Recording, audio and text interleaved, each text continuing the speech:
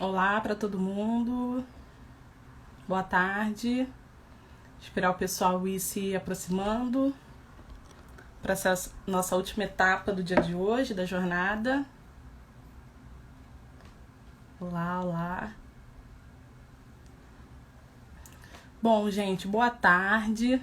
Uma honra estar aqui participando da jornada. Eu me chamo Gabriela Abreu. Vou acompanhá-los na próxima hora para mediar as duas últimas apresentações do dia de hoje. Apresentações de historiadores potentes. A primeira delas é a Josimeire, que já apareceu aqui. Vou te chamar então, Josimeire.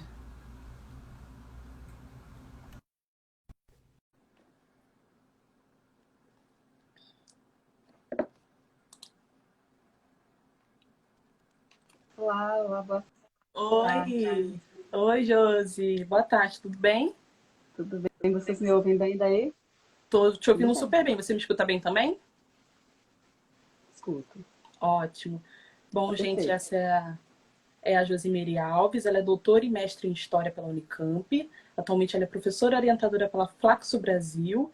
Ela integra o Grupo de Trabalho Emancipações e Pós-Abolições em Minas Gerais e a Rede de Historiadores Negros, é claro.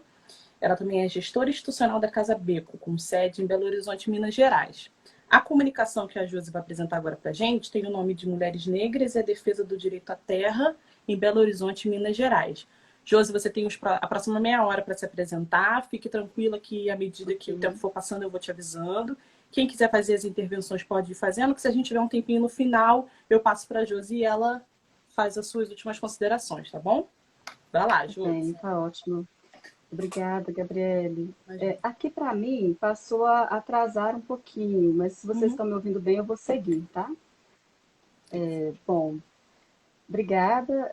Eu agradeço à rede, né, a nossa rede de historiadoras e historiadores negros, por essa ação, por oportunizar que a gente contribua para a divulgação de pesquisas que são importantes, né? E a gente sente muito, cada vez mais, a necessidade de que esses nossos trabalhos sejam publicizados. Tem uma importância política nessa ação muito grande e eu sou muito feliz de poder contribuir, participar junto com vocês nessa construção.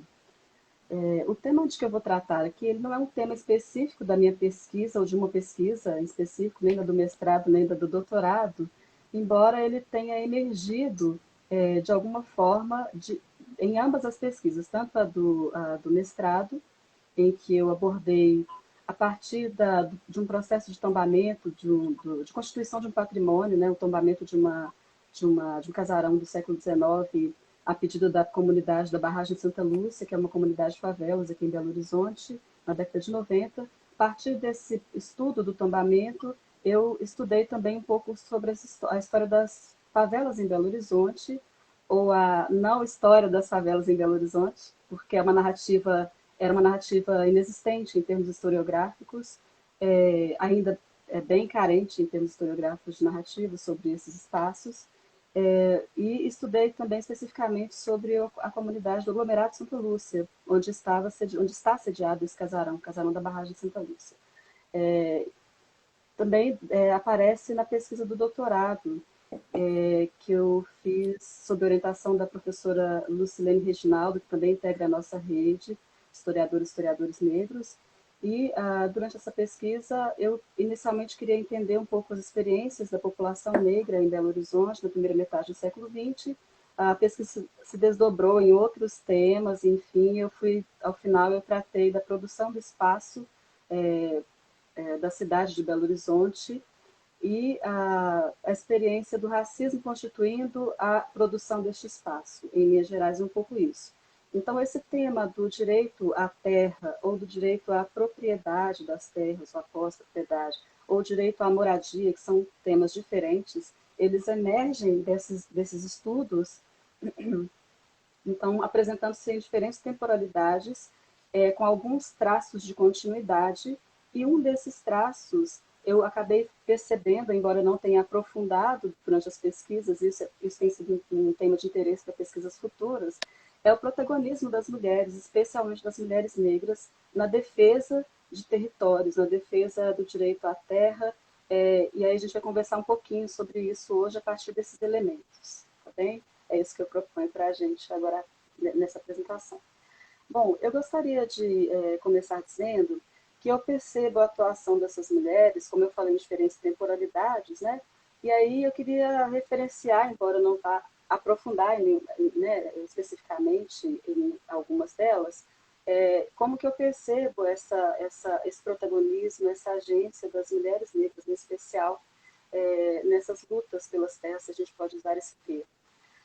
Nas experiências mais recentes, a gente tem muito fortemente, de maneira muito visível, a presença dessas mulheres mobilizando lutas, por exemplo, nas experiências das chamadas, aqui em Belo Horizonte, chamadas ocupações urbanas. E aí eu deixo a indicação de um estudo precioso sobre isso, que foi produzido recentemente pela Natália Alves da Silva. Não é historiografia, ela produziu esse estudo na Faculdade de Arquitetura da UFMG. O título do estudo é Feminismo Negro, Produção do Espaço, as Ocupações Urbanas em uma Abordagem Interseccional Espacial. Eu deixo depois, se der tempo, para vocês a referência aí no comentário. Não vai dar para fazer agora, tá? A gente tem também as experiências dessas mulheres indo um pouco mais atrás do tempo, a partir dos anos 60, mas antes mesmo disso, para a experiência de Belo Horizonte, nas lutas pelo direito à moradia relacionado às lutas empreendidas pelos moradores e moradoras de favelas em Belo Horizonte. Tem um dado interessante que essas mulheres, eu não consigo observá-las como protagonistas se eu analiso as raras referências sobre essas lutas, os movimentos de favela, nas suas mais diferentes expressões, em diferentes momentos, que aparecem eventualmente nas fontes administrativas. Eu trabalhei no mestrado, por exemplo, com os relatórios da Prefeitura de Belo Horizonte, né, durante várias décadas, quando aparece referência ao protagonismo dos favelados, ou das faveladas, mas especificamente os favelados, aparece a liderança dos homens, né?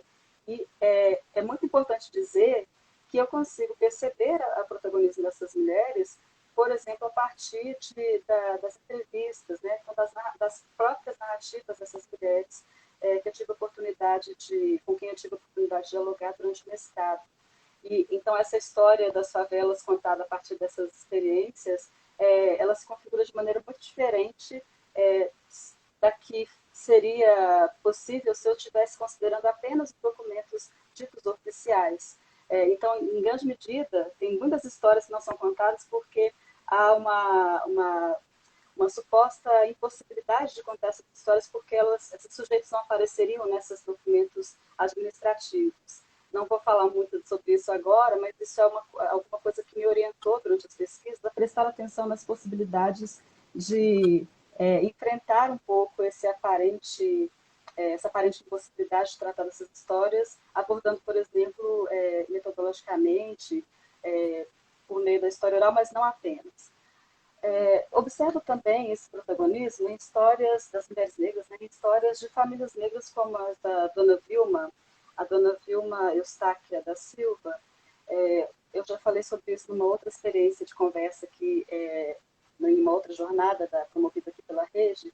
A Dona Vilma é uma mulher de mais de 70 anos, uma senhora. Eu tive a oportunidade de conhecê-la durante a pesquisa do doutorado, em que eu estava entrevistando pessoas, né, oriundas de famílias que se entendiam como famílias negras em Belo Horizonte, para a pesquisa do doutorado, em 2015. E ela me contou a história de que ela estava sofrendo um processo da prefeitura. A prefeitura queria tomar o terreno dela, era um processo era uma ação demolitória, se não me engano, algo assim.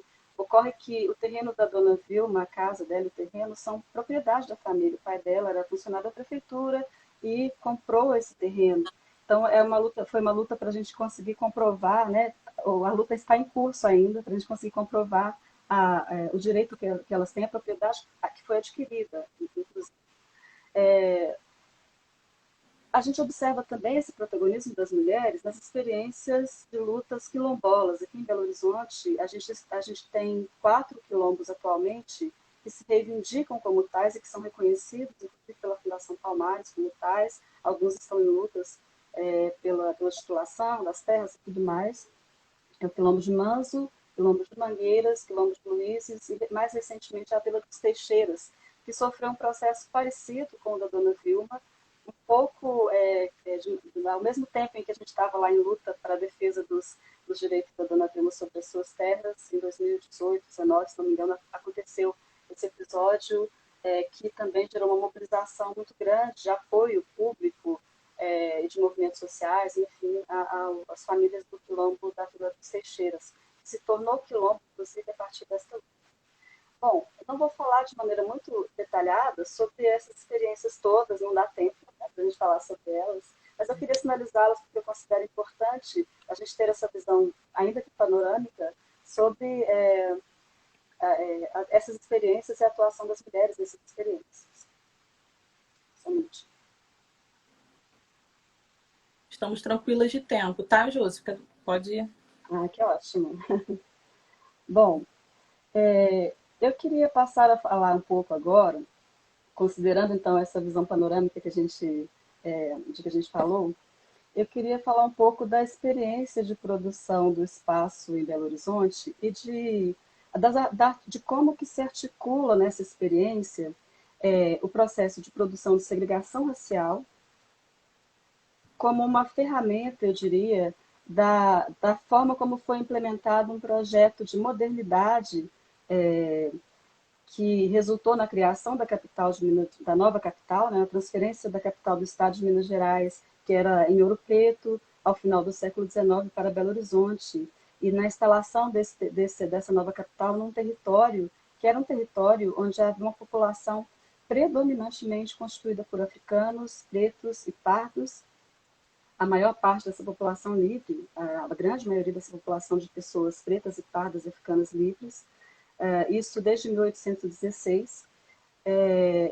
E a cidade de Belo Horizonte, só para quem não sabe, ela foi, o projeto, enfim, houve um debate intenso aí depois da República, a cidade foi, os trabalhos de construção da cidade começaram em 1894, né, no território do antigo Curral del Rei, que é esse do qual eu estou falando, que era constituído majoritariamente por pessoas negras, né, que a gente chamaria hoje de pessoas negras, e a inauguração da cidade ocorreu bem rápido, assim, 3 anos depois. Então, em 1897, a cidade foi inaugurada, seguiu em obras durante várias décadas, e a produção desse espaço ela é dinâmica, ela continua, ainda nos dias de hoje.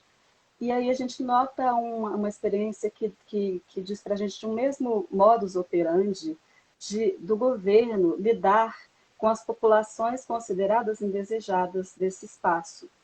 Então, isso começa, por exemplo, com a expulsão dos moradores. Eu uso essa palavra expulsão de maneira bem proposital, porque ocorre que os moradores do Curral del Rei, houve um processo de aquisição dos terrenos pelo Estado, então, portanto, de remuneração pelos terrenos de interesse do governo do Estado para a instalação da capital, né, no Curral del Rei.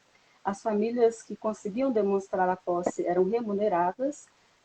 No entanto, havia muitas pessoas, eu entendo que a maioria dessa população do Curral del Rei, negra, né, preta, parda e africana, era população pobre e residia, então, em Cafu, no que a documentação traz para a gente com as expressões Cafua, note bem a expressão que inclusive é pejorativa, empregada de maneira pejorativa, e, no entanto, ela é uma expressão de origem africana, banto, né, no caso.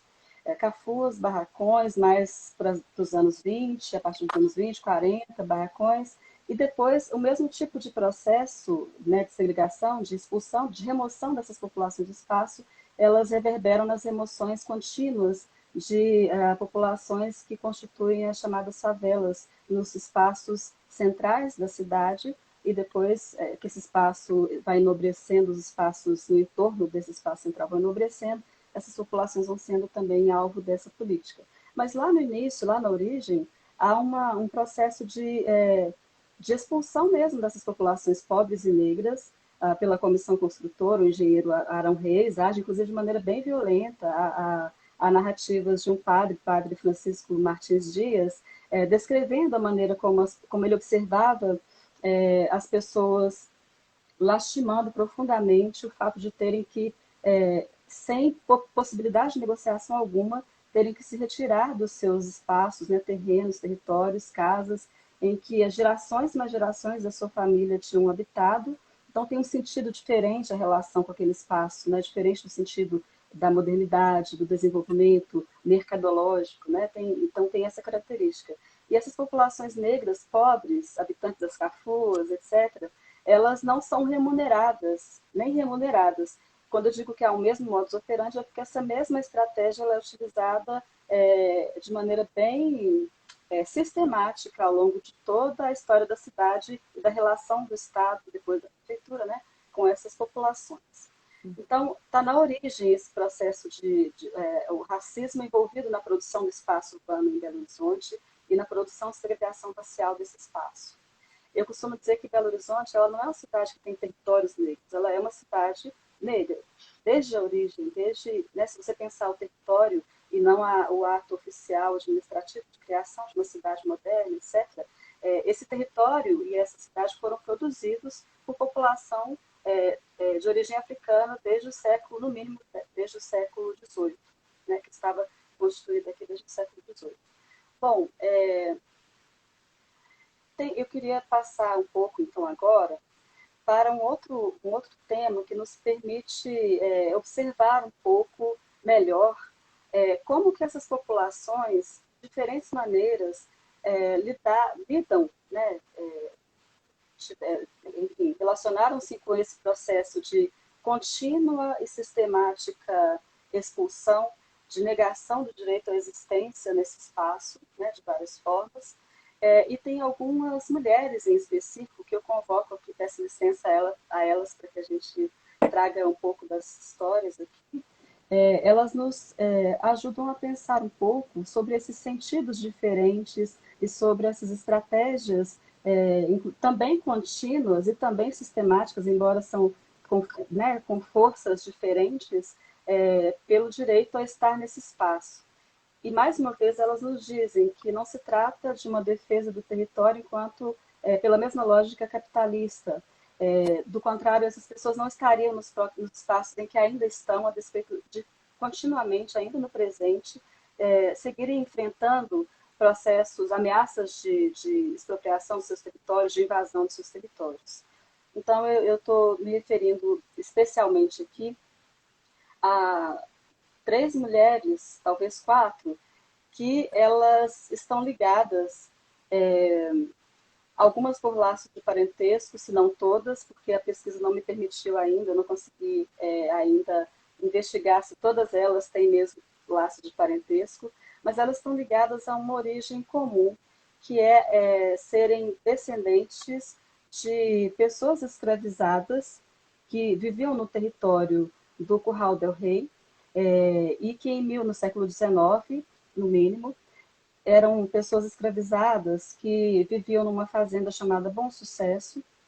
Também já falei um pouco sobre essa história, mas não a partir da perspectiva das mulheres.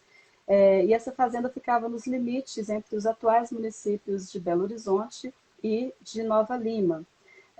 E no século XIX, em 1831, era um casal de proprietários, né, dessa fazenda e também de proprietários desses escravizados.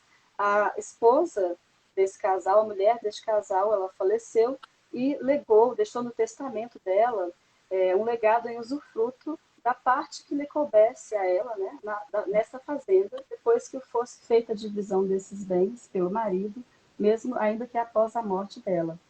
E ela deixou essa parte da fazenda legada em usufruto, como herança em usufruto, para os escravizados e escravizadas que também lhe coubessem na divisão que fosse feita dos bens do casal. Portanto, eles não foram nomeados de imediato em 1831.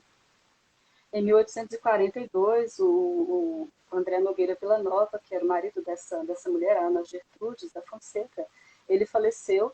E antes de falecer, ele deixou no inventário a descrição, então, de quais eram os escravizados, beneficiários dessa vontade da esposa. Algumas dessas pessoas ela libertou também no mesmo ato, elas também, então essas pessoas se tornaram libertas a partir dali.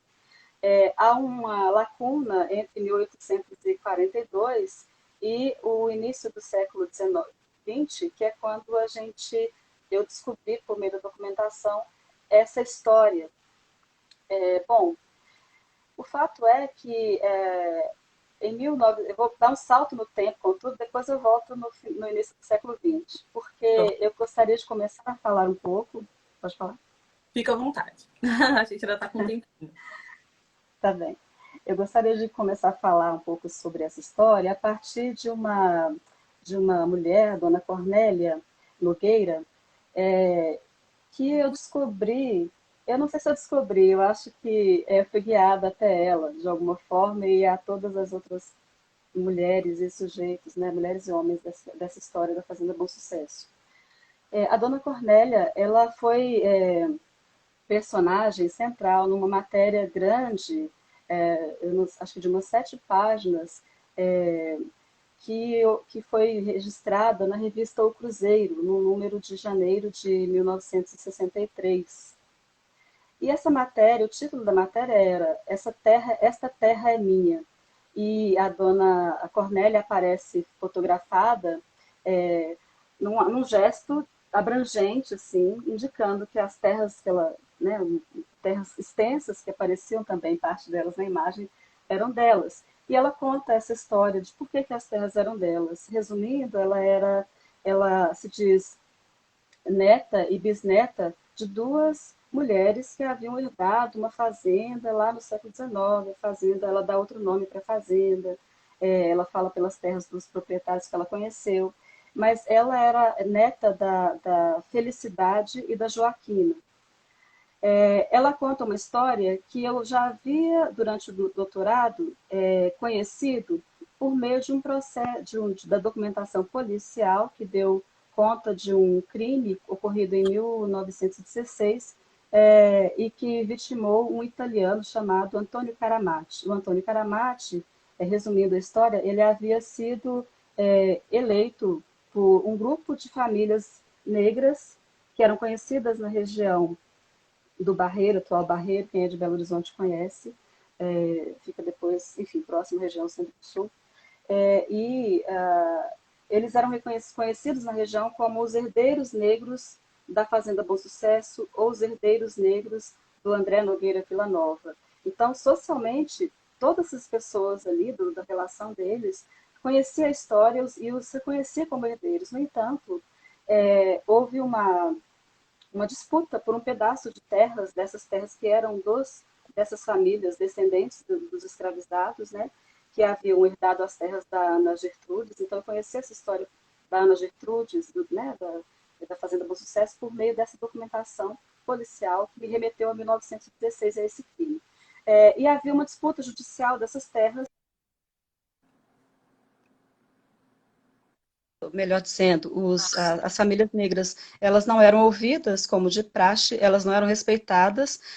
A iniciativa de acionar a justiça para reconhecer a propriedade dessas terras foi feita pelos familiares, né, liderados por essas famílias, liderados por uma dessas pessoas, que era o Manuel Luiz Maria. Ele aparece como protagonista nessa documentação. O Manuel Luiz Maria e a esposa dele, a Ana Apolinária, que só aparece nessa documentação, mais uma vez, como a esposa do Manuel Luiz Maria.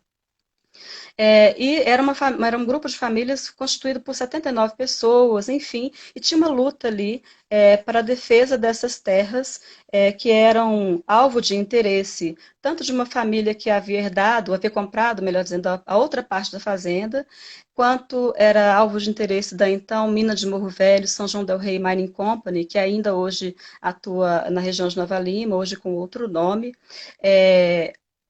Era alvo também dos interesses do governo de Minas Gerais à época, porque a gente está falando de um período em que havia interesse, por exemplo, em riquezas, tanto riquezas minerais naquela terra, quanto riquezas dos recursos hídricos, por exemplo, dentre outros. Belo Horizonte tinha um problema muito grande de abastecimento de água, durante muitas décadas viveu esse problema, então era interesse do Estado também. O fato é que, como as pessoas não eram ouvidas, as famílias negras não eram ouvidas pelo Estado, elas tiveram os pedidos na justiça negados em favor da outra família e tudo mais, houve houve uma disputa de terra, aquela coisa meio de novela que a gente já viu, né? A família era uma família de grandes posses no antigo Curral del Rei, família Gomes da Rocha, mudava a cerca, né, para tomar o território, no terreno que interessava, as famílias negras iam lá, mudavam, e aí a razão foi dada para a família branca, né, que era bem relacionada, que tinha um bom advogado e tudo mais. O fato é que, no meio desse processo, houve uma sagacidade, né, dessas famílias negras, e eles elegeram uma pessoa, esse italiano, que era o Antônio Caramati, como representante. Ele passou a ser procurador dessas pessoas. Então, eu consegui ter acesso aos nomes dessas famílias por meio do documento, que foi a procuração, que foi constituída, né, em favor enfim, desse acordo entre eles.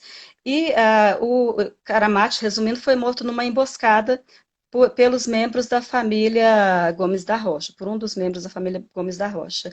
E esse processo gerou-se, então, um processo judicial que eu consegui acessar, de maneira era impossível acessar, mas eu consegui acessar. Essa história é outra história longa. E por meio desse processo eu tive acesso então a essa história de maneira mais ampliada. Essa mesma história que liga as famílias do Manuel Luiz Maria e da Ana Apolinária, a Dona Cornélia, que eu não sei se tem grau de parentesco direto entre eles, mas essas duas famílias, no mínimo, descendem comprovadamente da documentação que eu consegui apurar, desses herdeiros, né, desses escravizados e escravizadas que haviam herdado e sido libertos em 1831, 42. Bom, o que chama atenção nessa história é que há também um traço de continuidade que reverbera no presente. Eu acabei descobrindo assim com muita surpresa quando eu fui simultaneamente estudando essa história, mas simultaneamente fazendo o restante trabalhando com os outros elementos da pesquisa, eu decidi estudar um pouco os quilombos de Belo Horizonte, por meio de bibliografia que já existia sobre eles, enfim, tem várias coisas. E aí tem uma narrativa muito corrente de uma das matriarcas do Quilombo dos Luizes, que é a Dona Luzia, sobre a origem do Quilombo dos Luizes, que está bem distante, as terras de Luizes atuais são bem distantes das terras de que eu estou falando, da Fazenda Bom Sucesso. Elas se localizam na região leste de Belo Horizonte, essas terras estão mais próximas da região sul, da antiga Fazenda Bom Sucesso. São terras ligadas ainda hoje a grandes condomínios, né, assim, na região dos limites de Nova Lima, Belo Horizonte, dos municípios de Nova Lima e Belo Horizonte, provavelmente terras expropriadas, pelo que essa história me conta, né? Mas essas pessoas que expropriaram essas terras, as pessoas que têm posses ali na cidade de Nova Lima, por exemplo, elas não são tidas como invasoras de propriedade, percebe? Como as pessoas do aglomerado Santa Lúcia, que está ali pertinho também, faz divisa com Nova Lima quase, são classificadas como invasoras, enfim.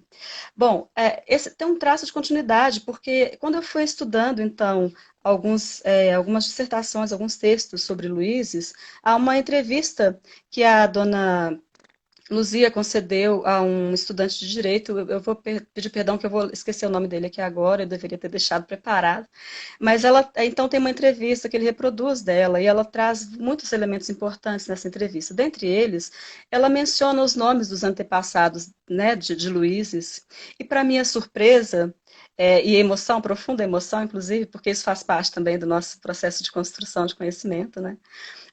Havia ali na narrativa da Dona Luzia os exatos nomes das pessoas que aparecem, por exemplo, na documentação judicial que eu analisei, na procuração que eu mencionei, né? Então foi uma coisa muito, muito importante, muito impactante. A partir daí eu tenho desenvolvido um diálogo, uma interlocução com o Quilombo de Luizes, por meio de uma das suas integrantes, das suas lideranças, a Miriam Aprígio em especial, que também é historiadora, porque eu percebi ali que tinha uma questão ética que não está dada pelos limites nossos, pela nossa formação de historiador, historiadora, né? Então não bastava Bom, eu descobri esses documentos, eu posso usá-los de qualquer forma, não posso, porque essa história está viva, né, e tem implicações muito sérias, assim, porque o Quilombo de Luizes constantemente luta por ter o seu direito à sua propriedade atual respeitado. A história é longa, eu não vou repetir aqui, mas o fato é que a dona Ana Apolinária, na narrativa de Dona Luzia e dos Luíses, ela foi a dona Ana Apolinária, que aparece na documentação que eu analisei lá, a documentação dita oficial, né, enfim, arquivística, ela aparece apenas como a esposa do Manuel Luiz Maria. Na narrativa da dona Luzia, ela aparece como a matriarca. E essa história eu havia ouvido de Luíses muito antes, assim, como moradora de Belo Horizonte, enfim, né? Bom, nós viemos da região de Nova Lima e tudo. E aí eu não tinha entendido, né? Porque a Fazenda Bom Sucesso, pela documentação que eu analisei, ela pertencia ao território do Curral del Rei. Enfim, resumindo, essa conexão, então, no tempo, me diz de várias coisas. Tem um traço de continuidade é, caracterizado por essa atuação das mulheres em especial, e que não aparece na documentação, mas que é reportada a nós por meio da narrativa da Dona Luzia, que diz, por exemplo, dessa defesa contínua pela terra a partir de outras lógicas. Então, a Dona Luzia vai trazer, por exemplo, que foi por meio da avó dela, enfim, da mãe da avó, que ela ouviu as narrativas, inclusive em linguagem, ela expressamente usa Yorubá e Banto. Como assim? É um ou outro? Não, é porque e ela tem razão, em Minas Gerais a gente tem uma forte presença de iorubás, né, e de banto, né, de jeje e banto. Então, ela aprendeu a língua, ela ouviu os antepassados falarem a língua, ela aprendeu sobre a importância da agricultura, a relação com a terra passa por uma relação com a agricultura profunda, então os Luíses, ao se estabelecerem nas atuais terras, também viviam da agricultura, tinham essa relação com a terra que passava por aí, é longe do projeto de modernidade e enfim, de objeto da Terra como objeto como lastro, né? Que é bem característico a partir da lei de terras, como mercadoria e tudo mais, e que passa a graçar no território de Belo Horizonte com a anuência do Estado, do governo, do Estado, depois da prefeitura, desde as primeiras décadas do século passado. A narrativa das fontes diz para a gente, da historiografia da cidade, diz para a gente o quanto era forte essa relação com a cidade é, enfim, como espaço de negócio, né, da propriedade, o mercado imobiliário que a gente chama hoje, ele começou a se estabelecer ali muito cedo e foi responsável, inclusive, pelas formas de controle, por orientar a maneira como a cidade deveria, os formatos, os projetos de urbanização e, inclusive, projetos de urbanização que foram implementados a partir daquele mesmo modus operandi de que eu falava no início, né? A gente precisa remover as populações que apresentam indícios de contrariedade a esse projeto, que tornam inviável esse projeto. Bom, o que as histórias da dona Vilma, da dona Ana Polinária, da dona Cornélia, de tantas outras, das mulheres Josimene, quilombolas de Belo Horizonte me dizem, é Josimene, que por meio observando essa relação que essas famílias têm com a terra e que passam por esses outros vieses, é, tem outro projeto em curso que não é Josimene. conhecido, que foi. Oi, desculpa, Pode falar? a gente já esgotou o nosso tempo. Mas Não estou como te ouvindo. não tá me ouvindo? Só um Não? minutinho que eu não te ouço. Tá Vou todo tirar mundo que é me melhor. ouvindo? Fala. Tá me ouvindo agora? Agora Tá? eu tô Ah, te ouvindo, acho que era para o microfone. o nosso tempo já encerrou, então eu só vou pedir para você entrar nas considerações finais para que eu Ah, vou possa. terminar. E ótimo. Desculpa ter te interrompido, só para eu passar também um pouquinho Imagina. do que o pessoal foi comentando ao longo da sua exposição, tá? Ótimo, perfeito. Obrigada, Gabriele. Mas, Mas é só para encerrar mesmo, enfatizando algumas coisas importantes mesmo.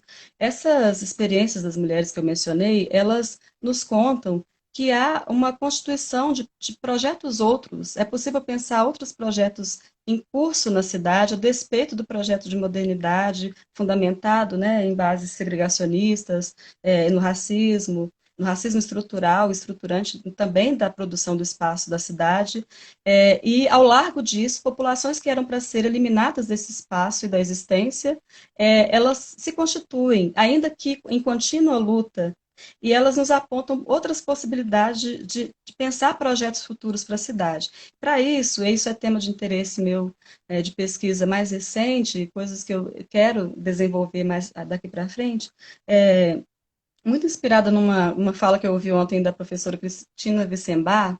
Ela falava a partir das histórias das cartas de Teodora, né, sobre a importância de a gente entender, ouvir esse aspecto da expressão das africanidades, dessas experiências de que a gente fala. Eu estou falando de Belo Horizonte, uma cidade em que as pessoas nem, bom, se não teve escravidão, então não tem por que falar de pessoas negras, né? Porque você só relaciona a escravidão a pessoas negras. Mas a gente está falando de outras possibilidades aí, da presença contínua e renovada a partir de elementos que as narrativas ocidentais, digamos assim, não dão conta. E aí eu acho que o que essas histórias trazem também por meio da experiência dessas mulheres é a possibilidade de pensá-las como sujeitos e sujeitos que apontam outros caminhos para a interpretação e para a construção de novas histórias e de novos projetos também para a cidade. É isso. Obrigada. Perfeito, Josimeire. Esse movimento de recuperar a influência de pessoas negras, de homens negros e mulheres negras na construção das cidades, principalmente das capitais, é super importante. E se a memória dos homens negros já é absurdamente soterrada, são soterradas, imagina das mulheres negras, né? Então esse seu trabalho é fundamental. A gente teve a maioria foram elogios, foram o pessoal curtindo muito a sua exposição, mas a Simone, eu até anotei, a Simone te mandou um abraço do sul de Minas. E Ah, aqui querida. Minas está muito bem representada, e está mesmo. E tá mesmo. A gente tem uma pergunta do Sérgio, ele pergunta se o resultado das análises do estudo retorna para o conhecimento das participantes da pesquisa, como, por exemplo, a dona Luzia, que você mencionou. Se for o caso, como que elas percebem isso? Como elas recebem isso? Você poderia falar um pouquinho disso? Eu achei super interessante esse questionamento do Sérgio. Posso, se você quer fazer todas as questões, eu respondo, a gente vai um por uma mesmo. Olha, pergunta direta mesmo a respeito do que você apresentou, É, na teve essa. O restante foram mais pessoal fazendo algumas considerações, elogiando, mas pergunta mesmo foi essa. sim, sim.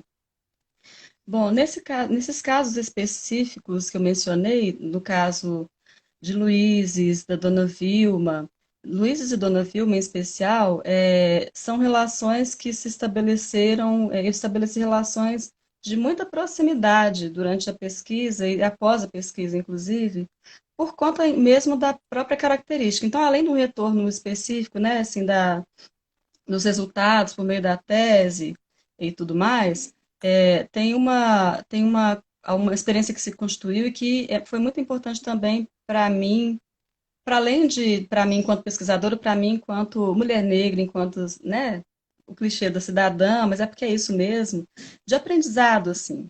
Então, por exemplo, eu mencionei brevemente que no caso de Luizes, eu entendi que era preciso estabelecer um diálogo com Luizes. Observe, Luizes não estava inicialmente dentre as pessoas que eu entrevistaria, então eu não entrevistei ninguém de Luizes para fazer pesquisa. Eu descobri essa documentação remetendo à Fazenda Bom Sucesso. Quando eu li esse estudo em que apareciam os mesmos nomes na narrativa da Dona Luzia, com as fontes que eu estava analisando e quebrando a cabeça para entender, eu voltei ao século XIX por conta dessas fontes, né, judiciais. Por isso, por conta delas, que eu entendi esse perfil que eu mencionei aqui no início da nossa conversa, de que o território do Curral del Rei era constituído por pessoas de origem africana, fortemente constituído, predominantemente constituído por essas pessoas e tudo, por essa população, dentre outras coisas. Isso inspirou profundamente o desenvolvimento do trabalho durante a tese. Mas, então, eu entendi que, nesse caso, essa documentação, ela não era apenas uma documentação que eu deveria utilizar deixar lá no arquivo, porque eu não precisava ter compromisso nenhum com ela para além disso. Mas quando eu descobri essa correlação, eu falei, não, eu preciso fazer um contato e, no mínimo, dizer para as pessoas de Luizes que têm documentos sobre pessoas da família deles, né, que estão acessíveis, é, enfim, e aí a partir daí tem elementos éticos que eu preciso ter o cuidado de não explicitar durante a minha fala, viu? É importante dizer isso, e isso eu posso dizer. Mas a partir daí eu estabeleci um diálogo muito forte assim com Miriam, inclusive consultando sobre por exemplo, durante a elaboração do próprio texto, a parte em que eu menciono essa história, eu precisei ter muito cuidado. Todo mundo que lê, né, na banca, por exemplo, da defesa, as pessoas acharam muito importante manter a referência a Luizes, esse traço de continuidade. A professora Ângela Maria da Silva Gomes, que inclusive é uma estudiosa também, que tem um trabalho importantíssimo para entender essas referências de africanidade na experiência de Belo Horizonte, ela citou isso, mencionou isso, mas eu fiquei com um conflito muito grande porque tinha coisas ali que não era possível expor. Então, a partir daí, eu teci um diálogo com Miriam, inclusive com a anuência da minha orientadora, claro, né, para a gente estabelecer a melhor maneira de contar essa história, percebe? Porque nesse caso, mais do que nunca, a responsabilidade da tese é minha, mas eu estou lidando com sujeitos vivos e muito vivos, e mesmo que não fossem, né, de uma história, inclusive, com implicações tão graves no presente, tão importantes, eu entendi que era necessário estabelecer essa relação, tem sido muito importante. No caso de Dona Vilma, já encerrando um pouco, porque eu não sei como é que está de tempo, mas desconfio que está no Tá limite. apertadinho, mas pode terminar. No caso da Dona Vilma, ocorreu que eu também mencionei brevemente, mas a gente, durante a pesquisa, ela me contou isso em 2015, a ameaça, e durante a pesquisa, em 2018, se não me engano, 19, ela esteve na iminência de perder ela e a família dela, né? De perder literalmente o terreno, porque foi dado ganho de causa, enfim, para a prefeitura, a própria prefeitura estava tentando espoliar, percebe? E aí a gente fez, como eu tinha, a partir das entrevistas, da entrevista a ela e a outras, eu fui atrás de alguns outros documentos para tentar, enfim, ter mais elementos para compor determinadas histórias que eu queria abordar na tese. Eu entendi que haviam alguns caminhos de trabalho com a documentação administrativa que poderiam ser importantes para esse processo de defesa né, do caso da dona Vilma. A gente não podia deixar, a gente estabeleceu que ela não ia sair daquele lugar, não tinha sentido, né, assim, porque tudo que a dona Vilma me dizia, a legislação do período, a documentação da própria prefeitura da época, produzida à época sobre, por exemplo, a prefeitura, ela passou a vender terrenos nos anos 20 para para particulares, passou a alienar terrenos, mas no processo judicial havia um argumento principal de que aquele terreno era da prefeitura e que a família havia invadido. Então, quando a dona Vilma falou para mim assim, não, meu pai comprou esse terreno aqui, a gente tem os IPTUs, era descontado do salário dele, etc, etc, etc. Então, ela tem documentos que comprovam. A gente foi atrás de outros elementos de fontes documentais que pudessem fortalecer, né, essa argumentação dela que todo mundo ignora, né? A justiça ignora. A justiça precisa aprender a ler determinadas coisas, sim, eu preciso dizer, não tem como não dizer, percebe? Porque do contrário não se faz justiça. Bom, enfim, então também tem essa relação, criou-se um movimento de defesa do terreno da Dona Vilma, o movimento, tem uma página no Facebook, Dona Vilma Fica, tem outros, quem quiser saber um pouco mais, tem experiências relatadas lá. Então a relação se deu para além do retorno da tese também por meio dessa forma é também uma forma de metodologia, né, de atuação e possibilidade de atuação da gente como historiador e historiadora, né? Claro. Josi, eu te agradeço muitíssimo pela sua participação. Eu vou encerrar aqui o seu momento com o comentário da Ana Flávia, que para mim sintetiza o que foi os últimos minutos te ouvindo. Ela colocou que você nos apresentou uma BH que nos é negada. Eu acho que é por aí. Sim. Muito obrigada, Que viu? bom. Eu vou encerrar essa live aqui para poder abrir outra e eu chamar a Sabrina, que é a última historiadora em que a gente vai escutar. Muito Muito obrigada, viu? obrigada. Obrigada a Tchau. você, Gabriela. A gente segue trocando por aí. Isso, com certeza. Obrigada mesmo. Tchau, tchau.